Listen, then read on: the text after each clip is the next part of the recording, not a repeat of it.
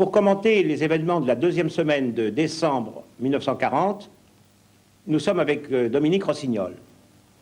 Mais ne vous fiez pas aux apparences, cette personne est un redoutable chercheur qui est la première personne à avoir réussi à pénétrer aux archives secrètes de la franc-maçonnerie. Et elle est là aujourd'hui parce que nous verrons dans les actualités de Vichy tout à l'heure un document sur la franc-maçonnerie. Dominique Rossignol, dites-nous un peu, qu'est-ce que vous avez découvert d'essentiel dans ces... Bien, l'existence d'un gigantesque service des sociétés secrètes qui va en fait quadriller la société française et mettre en fiche les individus. On va poursuivre les grandes obédiences en tant que telles, et très vite le champ va s'élargir à tout ce qui est résistance, ce qu'on appelle les terroristes, enfin toute assemblée qui peut nuire au gouvernement de Vichy. Et si j'ose dire, quels sont les grands prêtres de cette lutte contre les francs-maçons? Alors vous avez à Paris et à Vichy, celui qui est responsable du service qui est Bernard Faye, et au gouvernement, vous avez les deux rapporteurs des lois qui sont Adrien Marquet et Alibert, et puis l'amiral Platon, oui, qui a animé la lutte contre la franc-maçonnerie. Bien. Alors on va d'abord voir les actualités allemandes et ensuite les actualités de Vichy.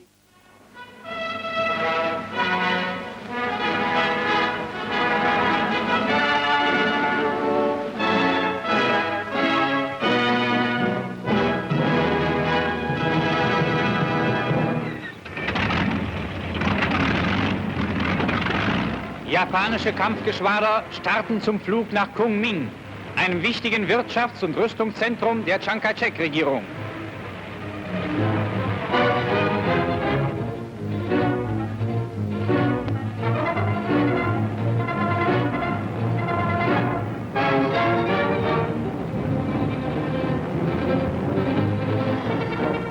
Bombe saust in die Tiefe.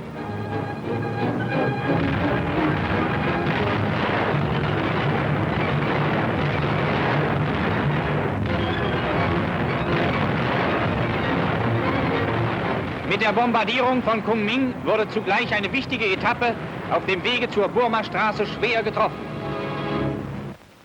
In Bukarest fanden jetzt die Gebeine Codreanus und der mit ihm zusammen ermordeten 13 Legionäre ihre endgültige Ruhestätte.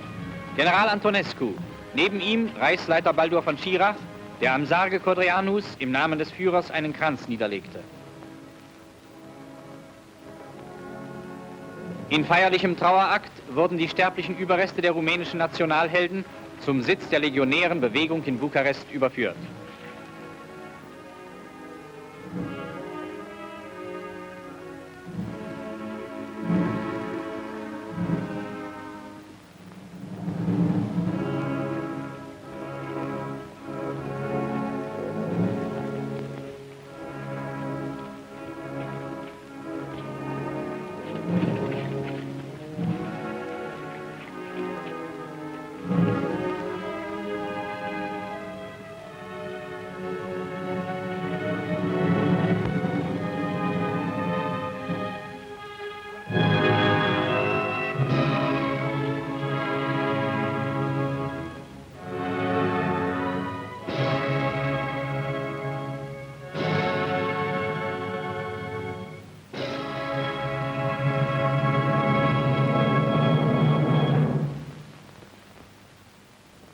Reichsminister Dr. Goebbels traf zu einem mehrtägigen Besuch in Oslo ein. Auf dem Ostbahnhof wurde er von Reichskommissar Terboven und dem Wehrmachtsbefehlshaber in Norwegen, Generaloberst von Falkenhorst, begrüßt.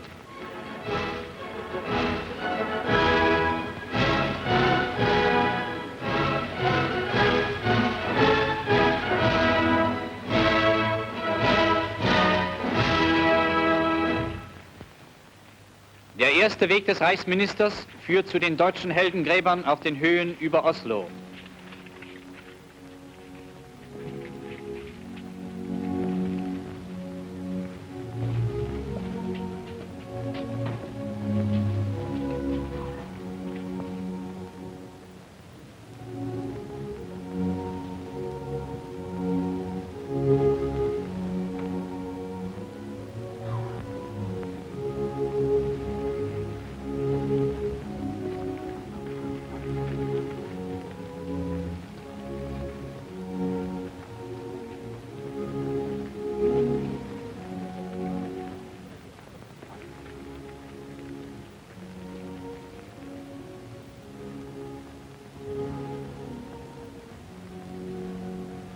Anschließend begibt sich Dr. Goebbels zu dem Ehrenmal der Gefallenen des Kreuzers Blücher am Oslofjord.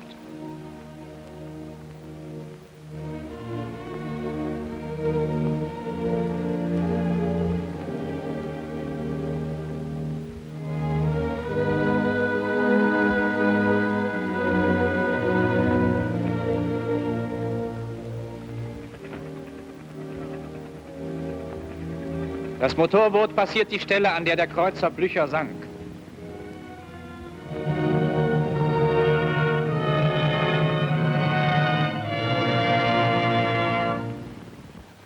Zu einem der größten Bauvorhaben im Generalgouvernement zählt die Dunajec-Talsperre bei Rosnovs. Nach Vollendung dieses gewaltigen Werkes werden hier 4 Turbinen mit Generatoren von insgesamt 70.000 PS elektrischen Strom erzeugen. Darüber hinaus werden durch die planmäßige Stauung des Wassers 200.000 Hektar Land vor Frühjahrsüberschwemmung bewahrt bleiben.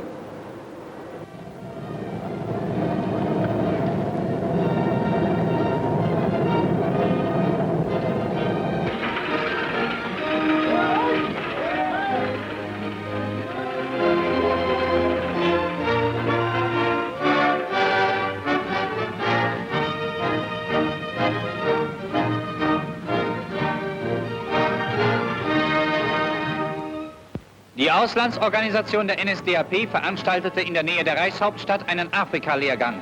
Gauleiter Bohle begrüßt deutsche Farmer und Kaufleute, die mit Kriegsausbruch Afrika verlassen mussten.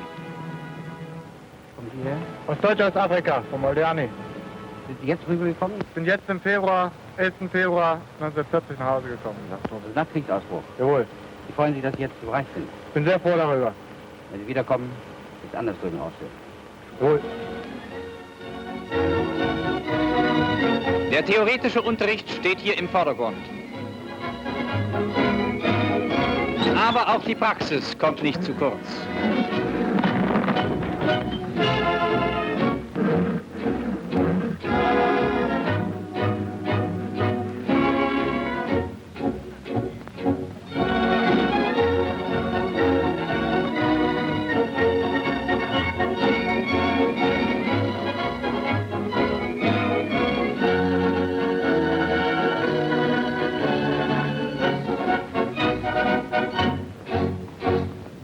In Linz an der Donau, das durch die Anlage der Hermann-Göring-Werke zu einem bedeutenden Wirtschaftszentrum der Ostmark geworden ist, herrscht große Wohnungsknappheit, die durch zahlreiche Siedlungsneubauten behoben wird. Der Siedlungsbau wird planmäßig fortgesetzt.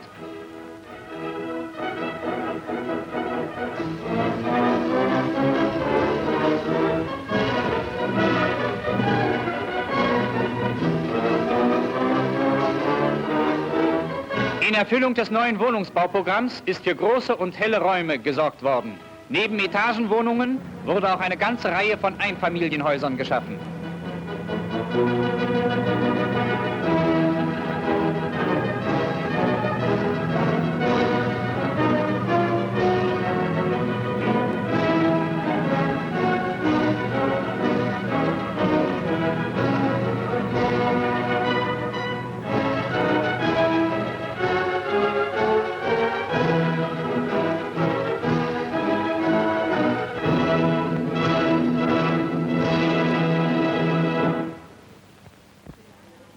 Deutschland rüstet sich wieder für die Volksweihnacht, die am Heiligen Abend alle deutschen Menschen an der Front und in der Heimat verbinden soll.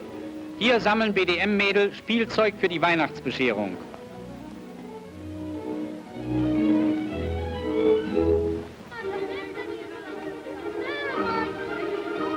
Und hier wird das alte Spielzeug repariert und Neues gebastelt.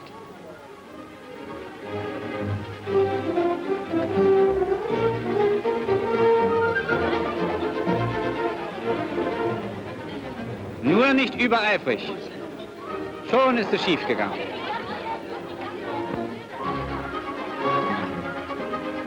Selbst die Kleinsten helfen mit.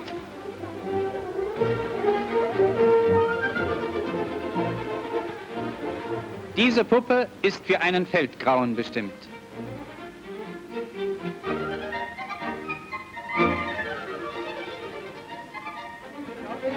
Großes Paketepacken in einer Ortsgruppe der NSDAP. Jeder Soldat soll sein Weihnachtsbäckchen haben. In den Feldpostämtern herrscht jetzt Hochbetrieb. Die Päckchen werden nach Feldpostnummern sortiert und auf schnellstem Wege an die Front und in die besetzten Gebiete gebracht.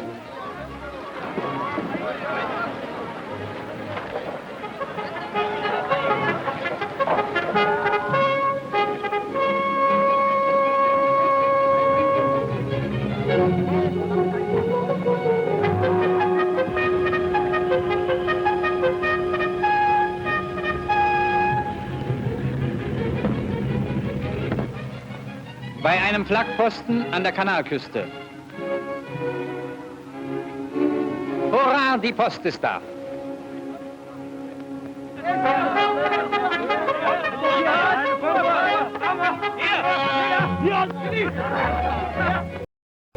Oh, prima.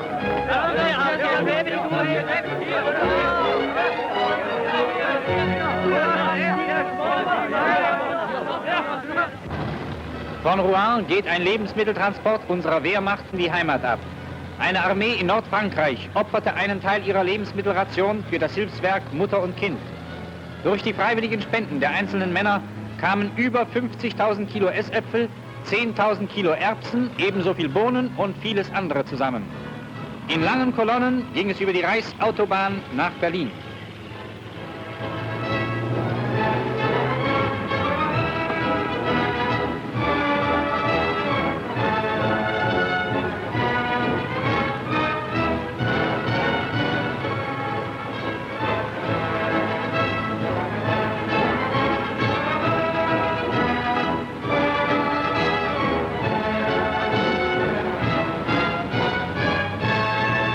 Im Lustgarten fand die Übergabe der Spende an die NSV statt. Aus dem Weltkrieg, so führte Reichsamtsleiter Hilgenfeld in seinem Dank an die Soldaten aus, haben wir gelernt, dass wir nur dann erfolgreich sein können, wenn wir alle eine verschworene Gemeinschaft bilden. Die unerschütterliche Verbindung zwischen Front und Heimat wird uns diesmal den Sieg bringen.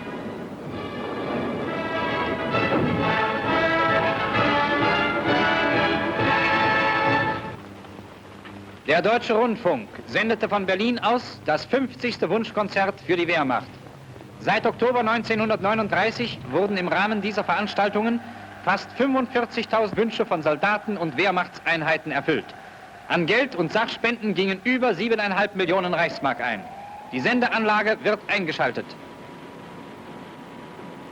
Oui, là, je crois que, Marc, il faut quand même bien insister sur la propagande allemande est insidieuse en France dès 1933 et en 1940, Goebbels définit ses objectifs, c'est-à-dire éliminer toute influence anti-allemande en France, maçonnique et juive, et aussi vanter les réalisations de l'Allemagne, c'est-à-dire ses réalisations dans le domaine social, et aussi l'invincibilité Et il y a une différence entre la propagande nazie en Allemagne et celle qui va être distribuée en France. Voilà, il y a deux tendances, tout au moins jusqu'en 1942, entre la tendance de l'ambassade qui vante les accords de Montoire et la propagande nazie qui, elle, est essentiellement antisémite. Voilà.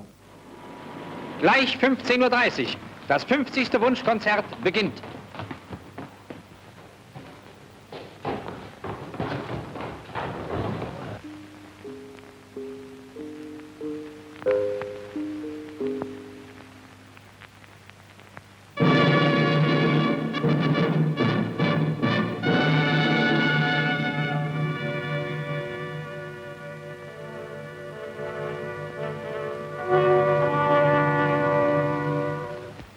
Liebe Hörer in der Heimat, liebe Freunde jenseits der Grenzen, liebe Soldaten, bevor nun unser 50. beginnt, lasst euch ganz kurz noch ein paar Worte sagen.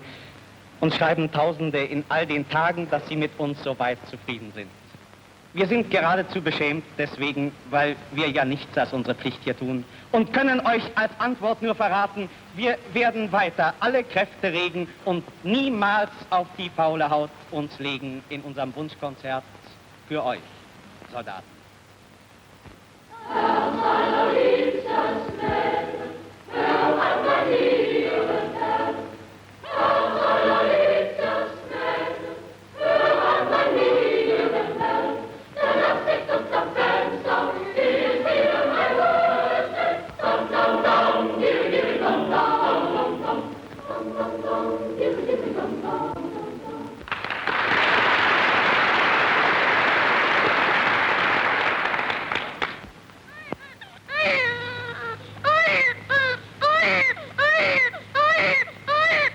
Flink muss der Adebar sich regen, groß war wie stets der Kindersegen.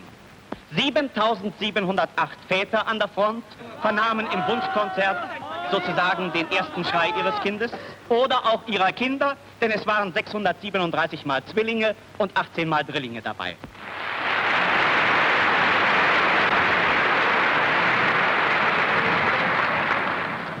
Meine Damen und Herren, ich bin romantisch und ich schwärme so für die Natur.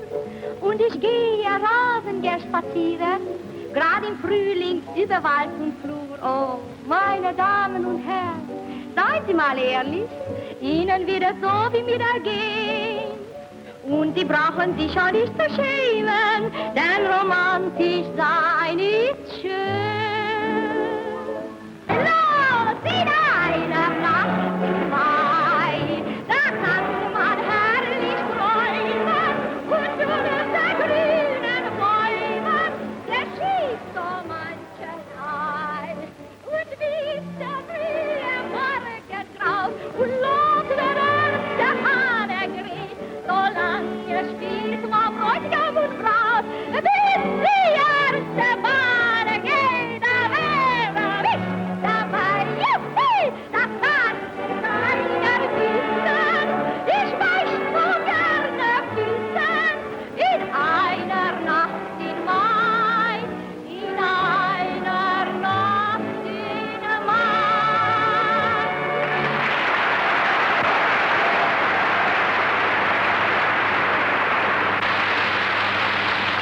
Wir sagen gute Nacht, auf Wiederhören, wenn wir beim andern Male wiederkehren. Auf Wiedersehen, sagt das Vaterland.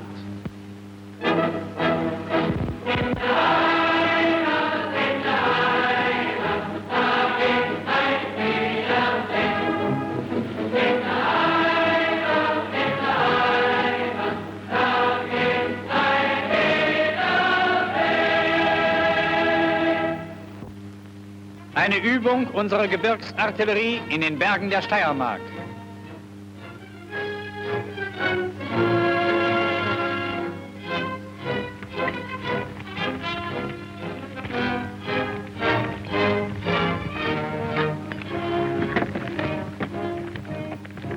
Aufstieg in schwierigem Gelände.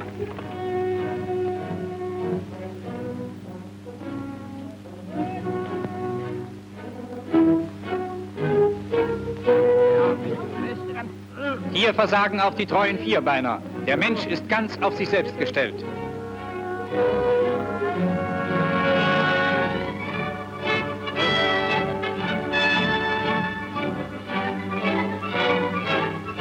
Zentnerschwere Lasten werden in Stellung gebracht.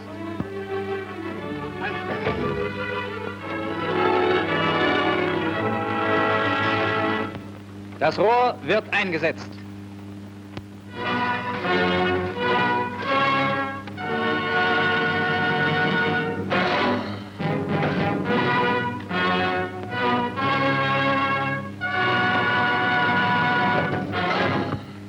Batterie feuerbereit.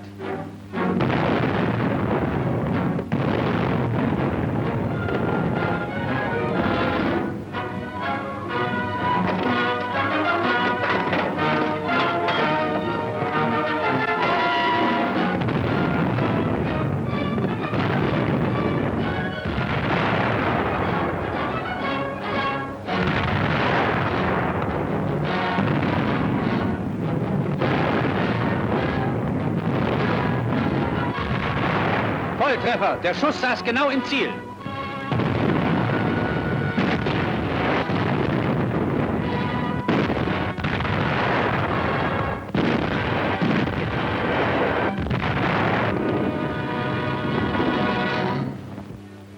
Kampfflugzeuge von Typ Ju-88 werden fertig gemacht zum Flug gegen England.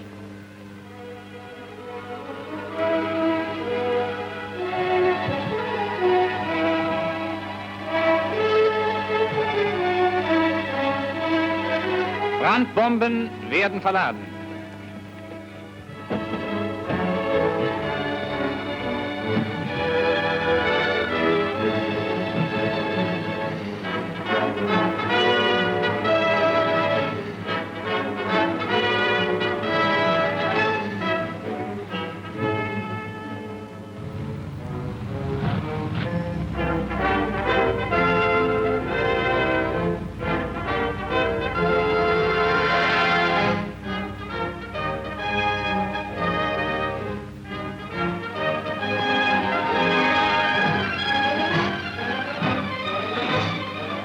Unter den Tragflächen werden Bomben schwersten Kalibers aufgehängt.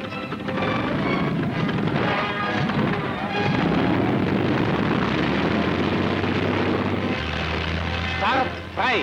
Das Ziel heißt diesmal Birmingham. In geschlossener Formation geht es diesem englischen Rüstungszentrum entgegen.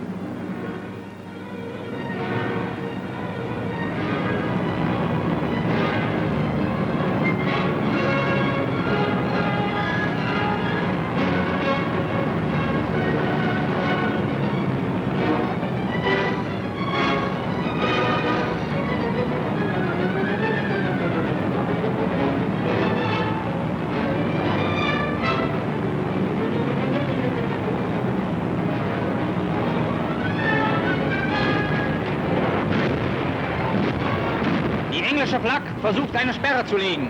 Der Kurs wird trotzdem gehalten. Die Dämmerung ist hereingebrochen. Scheinwerferbatterie kurz vor Birmingham. Über dem Ziel.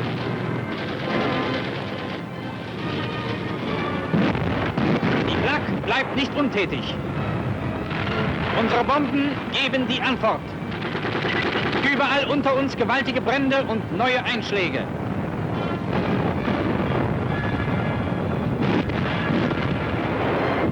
So wurden allein im Laufe des November über England insgesamt 6.750.000 Kilo Sprengbomben abgeworfen.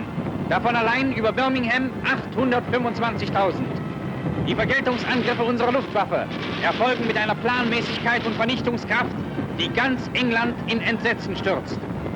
Auf die englischen Nachtangriffe gegen zivile Ziele in Deutschland antwortet die deutsche Luftwaffe mit wuchtigen Massenangriffen auf die englischen Rüstungs- und Industriezentren.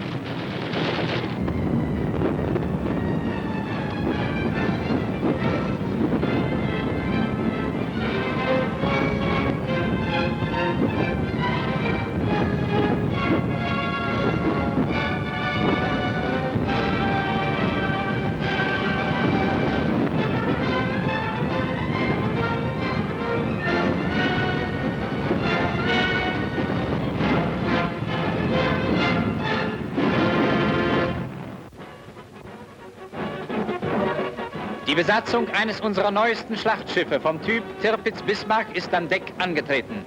Großadmiral Raeder kommt zur Besichtigung an Bord.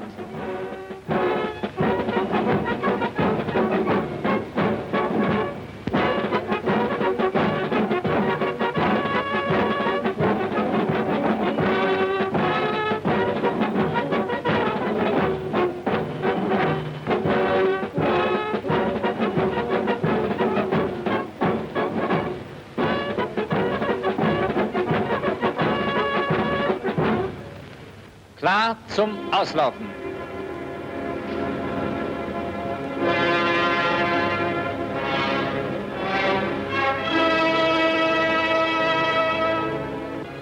Anker auf.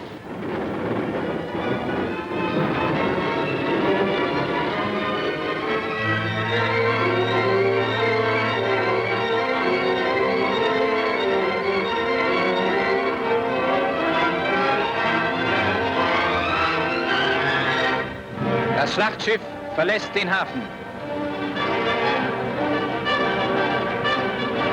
Dieser Gigant aus Stahl und Eisen hat eine Wasserverdrängung von 35.000 Tonnen.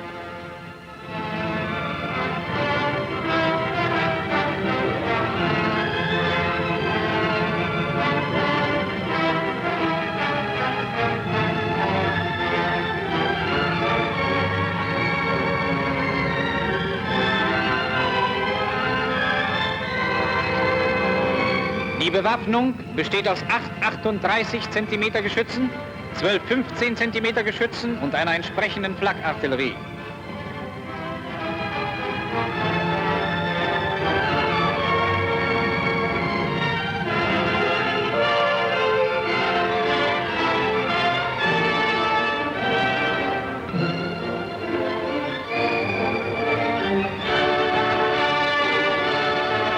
Eine Schleuse wird passiert.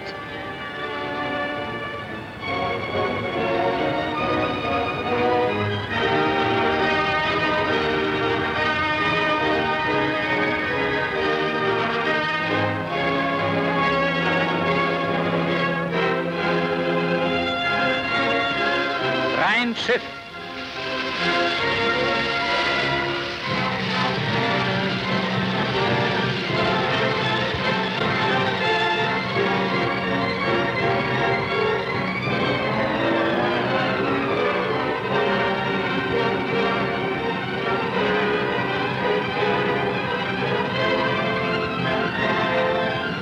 Gesteuert wird dieses gewaltige Schiff durch die Betätigung zweier Druckknöpfe.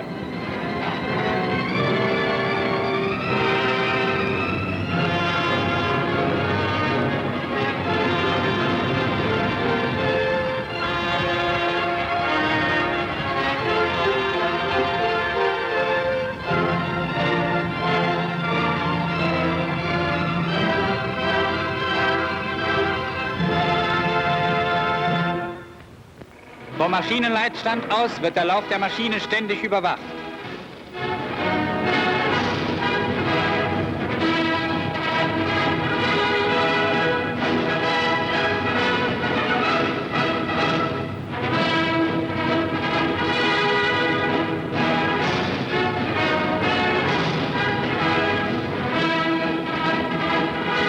In der Kommandozentrale. Geschütz exerzieren auf See.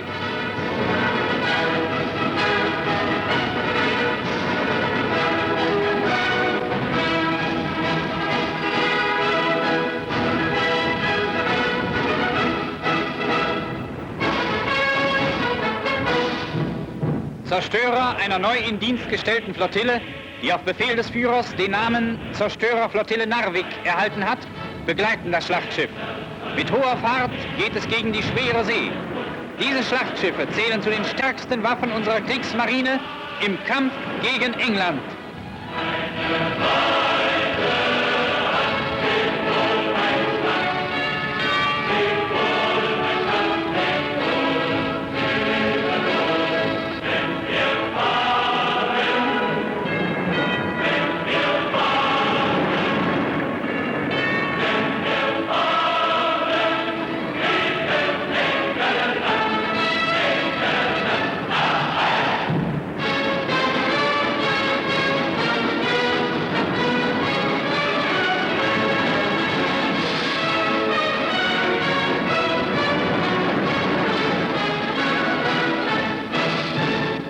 On a eu des actualités moins tragiques qu'à l'ordinaire. D'ailleurs, côté français, on va aussi voir du cinéma, des vedettes. Marie Carreux, qui était très populaire, même à Paris, je me rappelle, gamin, je ne ratais jamais un film de Marie Carreux.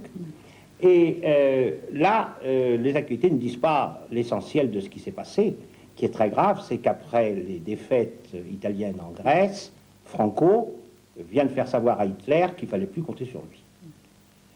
Et ça fait déjà 2 catastrophes. Il y en aura une la semaine prochaine, ça va être le renvoi de Laval, si bien que Hitler va perdre sa confiance qu'il n'avait pas déjà très grande envers l'Italie, l'Espagne ne fait rien, et il va prendre le renvoi de Laval comme une insulte. Mais on a vu des manifestations de la propagande allemande, nazie, et vous vouliez nous dire un peu comment, en France, ça va fonctionner. La propagande allemande va influer sur la propagande française et particulièrement dans le domaine de la liquidation des francs-maçons où on va assister à ces manifestations grands spectacles qui vont être les expositions. Mais le gouvernement de Pétain Pétain était anti-franc-maçon. Était bien entendu. Bon, la franc-maçonnerie donc est liquidée dès l'arrivée, enfin peu après l'arrivée au pouvoir du maréchal Pétain. Il crée un service gigantesque, qui est donc le service des sociétés secrètes, qui a la particularité d'avoir 2 têtes. Il a un département à Vichy et un département à Paris.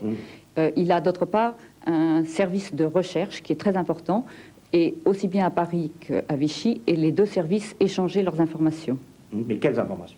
Alors les informations, ce sont les fiches, c'est-à-dire sur toute personne, toute activité qui n'avait rien à voir, enfin qui est de près ou de loin un rapport avec la franc-maçonnerie. Ça pouvait être donc des associations. Il suffisait d'eux et d'écouter un poste de radio pour être considéré comme association secrète. Mais alors qu'est-ce que reprochait le régime et dans le régime, est-ce que tout le monde était solidaire pour poursuivre la franc-maçonnerie? Parce que Laval, on l'accusait même d'être franc-maçon. Laval était un politique et n'avait pas du tout cette espèce de haine. C'était Platon, le fou, hein, Oui, oui, oui. qui voyait des francs-maçons partout. Mais qu'est-ce qu'il reprochait exactement aux francs-maçons? Parce qu'aujourd'hui, on ne sait plus. Alors, les Allemands, si on prend les Allemands, la franc-maçonnerie est infiltrée par les Juifs, par l'hydre juif, et donc il y a assimilation, et les mesures sont les mêmes pour l'un et pour l'autre. Et en France? En France, c'est avant tout la Troisième République, la République maçonnique, le secret, l'entraide, le mensonge, et puis petit à petit, le maréchal va être encore de plus en plus violent vis-à-vis des francs-maçons. Il va dénoncer le mensonge, il va dénoncer la trahison qu'ils sont supposés... parce que moi, quand j'ai travaillé sur Pétain, je me suis aperçu qu'il ne savait pas ce que c'était qu'un franc-maçon, Pétain. C'était un peu une sorte de figure... Voilà, alors donc, leur première démarche va être de faire connaître à la population ce qu'est la franc-maçonnerie. Et voilà, on va le voir dans l'actualité française, une des expositions contre les francs-maçons.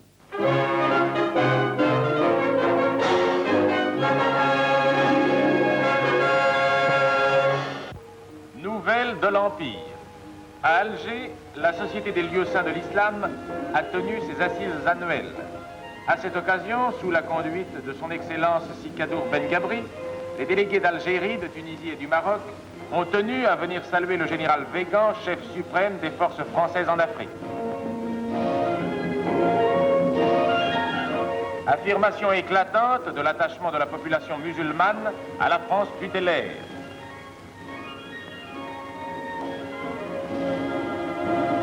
Nouvelle du pays. À Lyon s'est ouverte une exposition de la franc-maçonnerie à l'exemple de celle de Paris.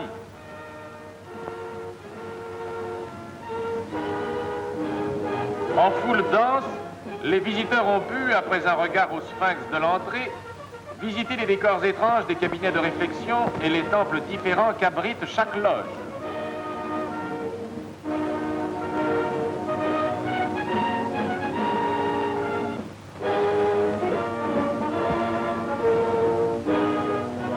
Ils ont pu examiner les insignes et les objets, les fantaisies macabres qui servaient aux initiations et aux réunions de cette société secrète, dont le sens s'était perverti et que l'État français a désormais interdite en raison des maux qu'elle a causés au pays. Oui, ça montre tout à fait le ridicule, l'aspect macabre de l'initiation qui n'est pas connu du grand public. Oui, et en fait, on ne montre pas les vraies raisons pour lesquelles on les pourchasse. Non, c'est l'aspect ridicule, en fait. C'est le discrédit sur l'institution. Le cinéma français veut revivre. Il doit revivre. De Nice à Marseille, il a recréé, sous l'impulsion du gouvernement, ses bases de production. Au studio de Nice, une nouvelle animation a succédé au silence de ces derniers mois. Au milieu des décors toujours changeants, où vient de s'achever Parade en cette nuit, Abel Gance tourne avec Viviane Romance La Vénus aveugle. On sait que dans ce film, l'héroïne a perdu la vue. Ici, parmi les miroitements factices lancés à l'aide d'un plan d'eau pour imiter les chatoiements du soleil sur les voiles d'un berceau, Viviane Romance restituera l'une des aventures les plus humaines, pendant qu'autour d'elle, machinistes et techniciens recréent cette vie étrange qui, sur l'écran, sera la vie. À Marseille, au studio Pagnol, on tourne l'aventure la plus merveilleuse qu'ait connue l'humanité, la nativité. Sous la direction de Jean-Paul Paulin et autour de la jeune Madeleine Robinson, Charles Vanel et Milly Matisse créent des figures caractéristiques. Au même endroit encore où Marcel Pagnol vient de terminer son film La fille du puisatier, Fernandel compose avec Maurice Camage le chapeau de paille d'Italie renouvelé de la Biche. Le cinéma français a dû prendre ses quartiers d'hiver sur la côte. Il ne s'y est pas endormi. Et le statut du cinéma donnera bientôt une nouvelle impulsion à cette industrie et à cet art bien français. Devant la mer, au Gros d'Agde, à 1000 km de chez eux, les habitants du petit village lorrain de Vergaville ont recréé leur pays. Un groupe de villas mises à la disposition des évacués, c'est là aujourd'hui Vergaville. En s'installant dans la maison qui sera l'hôtel de ville, le maire a fixé l'existence nouvelle de la petite colonie. Après un recensement provisoire et l'indication des logis selon l'importance des familles, chacun a reçu la clé du pavillon qu'il doit occuper et a pu commencer son installation.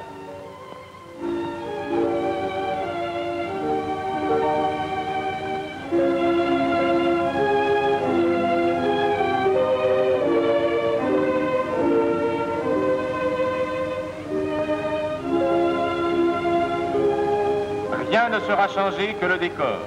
Les petites sœurs retrouveront un ouvroir, le curé retrouve une église.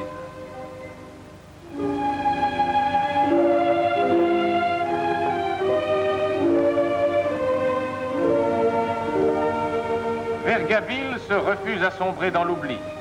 Courageusement, elle affirme son existence. Lorrain d'hier et d'aujourd'hui, ils reforment ici leur Lorraine. Effort obstiné qui se hausse jusqu'au symbole, le symbole de la foi dans le destin de la patrie.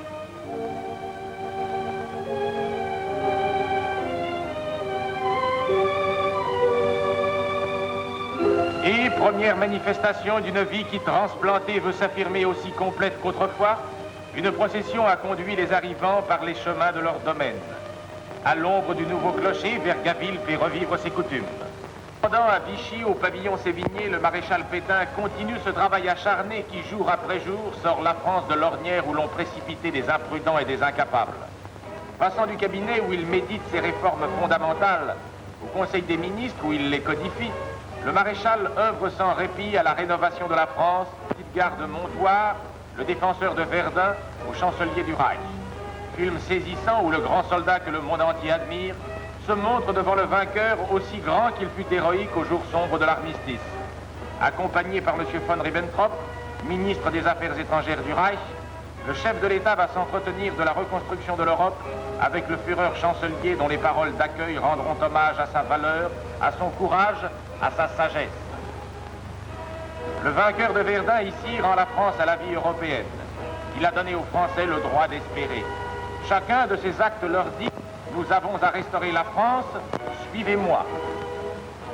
Bon, là, je voudrais rappeler, bien sûr, nous le savons que Montoire a eu lieu en octobre, mais la France de Vichy ne voit ces images que maintenant, c'est-à-dire au début de décembre. Et déjà se dessinent les différentes conceptions de la collaboration qui sont les unes à côté des autres et qui ont eu tendance depuis à confondre. Il y a d'abord le maréchal qui, lui, dès le début, veut collaborer avec les Allemands pour, en quelque sorte, c'est une stratégie. Dans son idée, il faut s'allier à eux pour pas que, si les Anglais signent une paix séparée, on soit isolé. Après, on se retournera contre eux, un peu comme les Prussiens l'ont fait à l'époque de Napoléon, n'est-ce pas? C'est donc une collaboration tactique. Bon. Laval, c'est différent. Lui, il a l'idée d'une collaboration plus organique. Il aimerait qu'une Europe se construise dans laquelle la France aurait sa place, grâce à la collaboration, et il veut ignorer le régime politique nazi, que lui-même n'apprécie pas du tout, puisque c'est un républicain de tradition, mais il ne veut pas le savoir. Il veut mettre fin à la vieille haine, enterrer l'âge de guerre, répète-t-il, et c'est sa conception de l'Europe, d'une Europe qui maintenant sera allemande. Il aurait préféré qu'elle ne fût point, mais il vaut mieux choisir cette carte qu'une autre. Et puis troisièmement, il y a Doriot, Déa, les collaborationnistes, comme on dit, qui, eux, veulent que la France devienne fasciste. C'est tout à fait différent.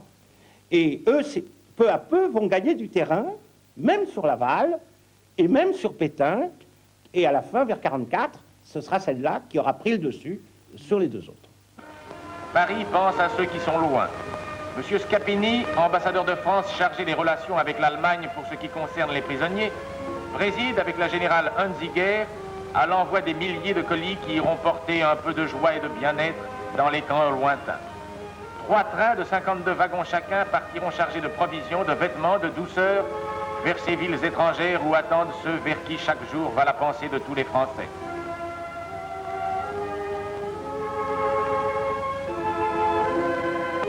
Bientôt Noël. Dans Aubagne, l'atelier du plus ancien des centonniers vibre d'un travail incessant. C'est ici que naissent les santons.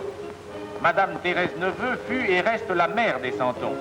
Au milieu de ses souvenirs, parmi lesquels les lettres et les poèmes de Mistral tiennent une belle place, elle continue à maintenir cet art si éminemment local et dont le charme a de beaucoup dépassé les limites de la province. Depuis plus de 50 ans, tout ici ne vit et ne respire qu'autour et en fonction de ces petits personnages que les enfants rangeront autour des crèches.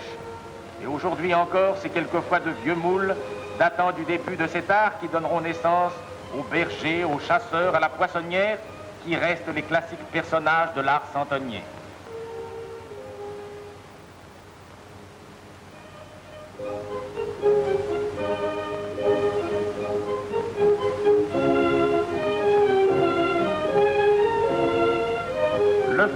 est dans la maison. Toute la famille a sa part dans ce travail. Tel garçon moule et démoule, telle fille peint, tel autre membre de la famille crée les nouveaux modèles, toujours inspirés des personnages vivants d'Aubagne et de la région.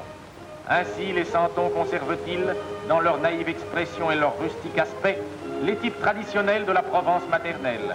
Ainsi, dans cette maison d'artisans passionnés de leur art, se perpétue une tradition régionale, un métier spécifiquement familial. On verra l'aïeul apprendre à ses arrière-petits-enfants la science des couleurs, comme on verra le grand-père surveiller les devoirs des garçons. Bientôt Noël. Dans cette maison qu'emplit le peuple des Santons, toute la vie gravite autour de ces créatures où chacun a mis de son goût et de son cœur. Et les enfants feront des rêves mystérieux et candides, où ils retrouveront tout le peuple charmant d'un monde de Santons qu'ils n'auront pas quitté. Le sport aura sa place, une place de choix dans chaque centre aura son stade, chaque école son terrain de jeu. Saint-Étienne, au centre de ce massif industriel et minier qui fait sa richesse et sa vie, a voulu que ceux qui travaillent et qui peinent dans les mines, autour de ces hauts fourneaux, aient leur place au grand air et leur part de cette joie du corps qu'on a trop dédaignée en France. Déjà, sans doute, les enfants bénéficiaient d'un terrain. Bientôt, Saint-Étienne disposera d'un stade de 8 hectares.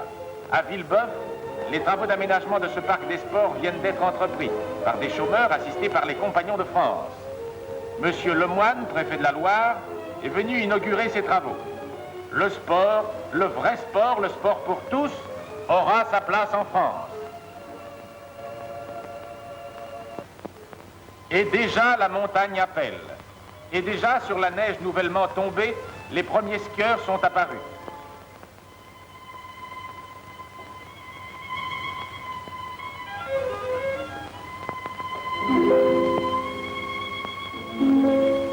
Demain, quelques trains amèneront des troupes heureuses de respirer l'air des cimes. D'autres groupes remonteront ces pentes abruptes jusqu'au chalet où l'on regarde les cimes avant de s'élancer vers la vallée.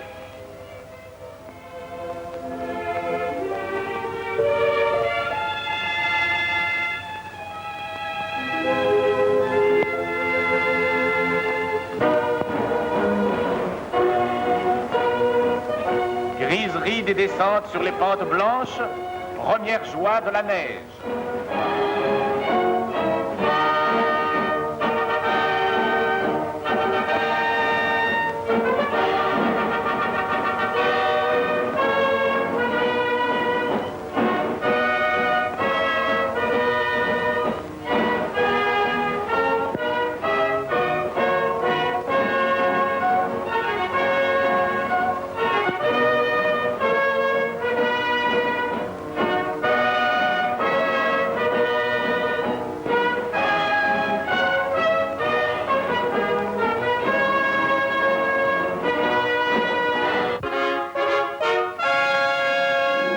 On vient de voir des images de Vichy. On a vu déjà des images de la France occupée, de Paris, où il y avait déjà eu une exposition de propagande anti-anglaise, etc., anti-franc-maçon.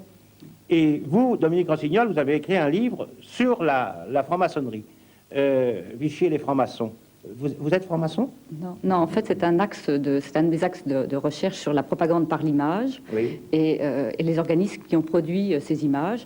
Et l'un des volets de la propagande avec la trilogie pétainiste était l'anti-maçonnerie, l'antisémitisme, l'anti-bolchevisme et l'anti... Mais les expositions, là, sont purement anti-maçons, elles ne sont pas anti-juives, ni anti-anglaises. Non, et alors je me suis heurtée à l'absence d'archives, c'est-à-dire qu'il n'existait ni aux archives nationales, ni à Vincennes, aux armées, au service des armées, ni au CDJC, enfin, oui. Je n'ai pas trouvé d'archives. Et puis après, j'ai fait la constatation que, d'une part, la répression par l'image était sur la franc-maçonnerie, et en fait, les organismes poursuivaient les sociétés secrètes. Oui. Et alors, les sociétés secrètes, comment on a glissé petit à petit? Parce que c'est ça le point important. Le glissement d'une persécution ciblée à une persécution générale, ou à une surveillance générale. Et le glissement s'est fait très vite, très rapidement, puisque le département de recherche a été créé presque en même temps, enfin a été créé en même temps que le service des sociétés secrètes, et les investigations ont totalement débordé le... Qu'est-ce que ça veut dire, service de recherche? Le service des sociétés secrètes avait un département spécifique, qui était un département d'enquête,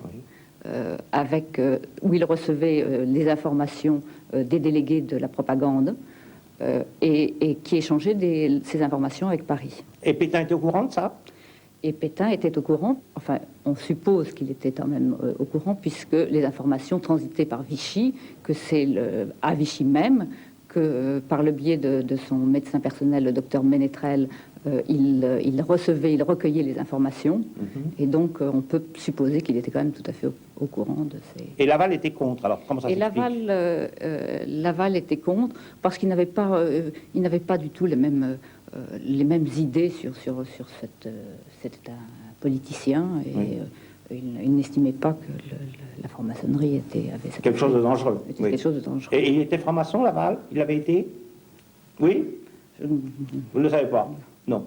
Moi, je ne crois pas qu'il l'ait été, mais il avait beaucoup d'amis francs-maçons et il les protégeait. C'est-à-dire que la franc-maçonnerie, au fond, c'était une sorte de solidarité entre hommes politiques qui avaient des réunions entre eux et qui se cautionnaient les uns les autres.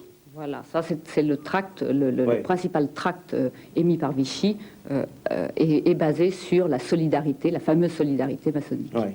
Dominique Rossignol, je vous remercie de ces informations sur la franc-maçonnerie qui sont pas toutes inédites, mais vous avez mis le doigt sur le principal, comment la franc-maçonnerie, la lutte contre la franc-maçonnerie a permis peu à peu de surveiller les réseaux de résistance.